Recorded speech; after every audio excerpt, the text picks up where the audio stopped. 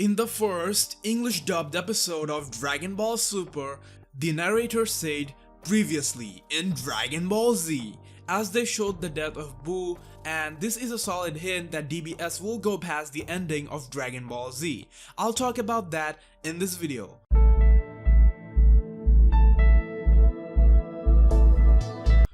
Dragon Ball Super is set after the end of Buu Saga. There's a common misconception that it's taking place after the end of Dragon Ball Z, but that's not the case because Dragon Ball Z's last episode takes place 10 years after the death of Buu, as his reincarnation, Oob, makes his first appearance and fights Goku in the tournament.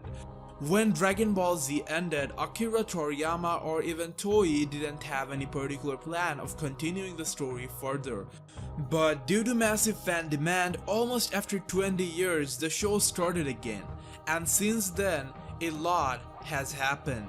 Dragon Ball Super took the story to levels far above than ever before. We get introduced to gods of destruction, angels, and even the god of everything. A character who has power enough to destroy everything that exists. The first two arcs of DBS didn't quite satisfy the fans that much, but Universe 6 arc was quite a hit. But then, the Future Trunks arc was the real deal. We got an evil version of Goku, something the fans fantasized for a long time. Most importantly, fan favorite Future Trunks was the hero of this arc. We got multi-universal feats, and everything combined made it an enormous success.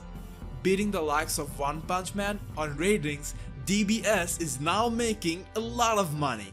At this exact point in time, it is quite safe to say that Dragon Ball Super won't end anytime soon. When the show began, there was this idea that it should be finished within the 10 years gap, that is before the time of the last episode of DBZ. But the way fans responded, it looks like DBS is rightfully going to surpass that ending. The next arc of Dragon Ball Super has already been announced and is scheduled to begin in February. This arc is going to be unreal. In a matter of fact, ever since Super declared that there is 12 universes, Dragon Ball fanverse expected something like this to happen. I mean, we knew that a story would involve all 12 universes. We already got introduced to Universe 6 and 10, so it was coming. Here's the preview summary of the next arc. At Goku's request, the Omni Kings Tournament of Power martial arts tournament between universes now begins. But this also proves to be the beginning of universal destruction, whatever is the victors of the tournament and the vanquished. How will this intense team battles between the elites of each universe turn out? Team Universe 7 has also been revealed and has 10 fighters. The new additions to the previous team are Gohan, Tien, Master Roshi, Krillin, Android 18 and 17. So this might as well be the biggest Dragon Ball arc ever. If they don't rush this arc, this is going to last for a long time. There are 12 universes, meaning there will be around 120 fighters in this tournament. Of course, something crazy might happen, like Omni King might eliminate 2 universes for some reason even before the tournament starts. But even considering that, it's still a lot of work. Something this big never happened in Dragon Ball before. It's going to take a lot of effort to draw so many new characters and to animate all these episodes. Also, so much has never been at stake before. This time Goku and company has to fight for the entirety of their existence. Overall, it's undoubtedly going to be a grand arc, and this is why many fans assume that DBS might end with this arc. Look, if it were truly going to end, Toei would market it as the last arc because that would grab a lot of fan attention. Clearly, that's not the case. In fact, we got many hints that Super will continue, like Shueisha opened a completely new sector for giving creative ideas for Dragon Ball Super. Then they mentioned that the Saiyans remain at their peak till the age of 80. Why would they throw this information out there? Because they want to keep the opportunity to extend the show as required.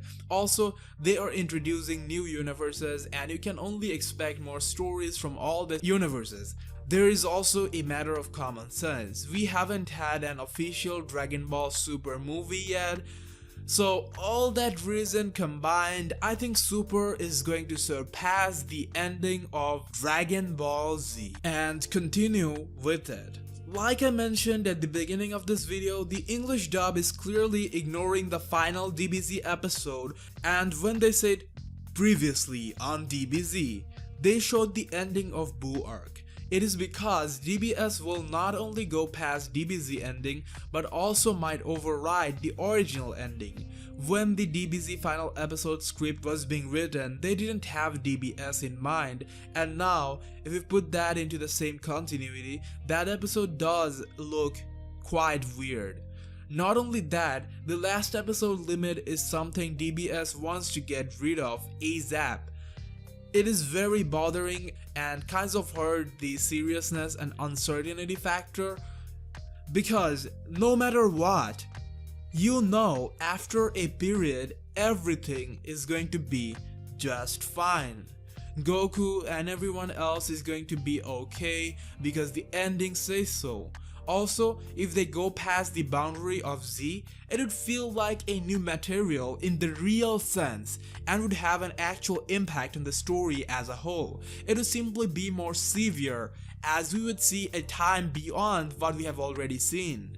Also, guys, did you enjoy Dragon Ball Super episode 73?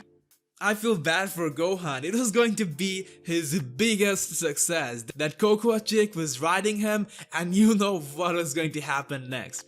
Then out of nowhere appears the biggest cock blocker in the history of Dragon Ball, Galactic Petrolman Jacko. He shoots Gohan for cheating on his wife and bam. Come on Jacko, why? Why would you do something so cruel to someone? Comment below if you think Gohan would bang that chick if not for Jacko. You guys must have noticed I haven't done an episode 73 review. That is because the episode didn't have much going on. The Valagash part was interesting, but Gohan was trying to use Kamehameha on this wannabe burglar. You mad bro? He would die. I'm not a very big fan of the Saiyaman, but this episode was actually entertaining. It is interesting to see them paying attention to Gohan one way or the other, like this entire episode was Gohan centric. We saw Goku only for one frame in the King Kai's place. This is very rare. Next episode is going to be fun as Waragash infects Barry. Also Pan will get in trouble. That's the most interesting thing I am looking forward to seeing. They did highlight Pan's potential on episode 43 as she was flying in outer space. So I'm giving a hell yeah to a Pan episode. Just a random reminder for you guys, we also got episode 74 to 77 spoilers. In episode 75, Goku will have some fun trying to train with Gohan. Gohan will once again turn into his Saiyaman form. Then on Dragon Ball Super episode 76, we will get some classic Dragon Ball vibe as Goku seeks out Krillin for training. Just like the old times, they will go to Master Roshi and will be sent on a mission to get the Paradise Grass. And now for the most interesting part of that episode, Goku and Krillin will fight Frieza, Cell, Boo and other enemies from the past. It's not mentioned how. It is probably just an illusion by the Paradise Grass, or maybe arranged by Whis or something along that line. Episode 77 has some big news as the episode will finally reveal that Bulma is pregnant and will give birth very soon. It will be interesting to see a nervous Vegeta and how it impacts him as the tournament is knocking the doors. Episode 77 is also going to be the first episode of the Universal Survival Arc. Well guys, that's about all for now. I have a question for you and I want you to comment your theories and predictions.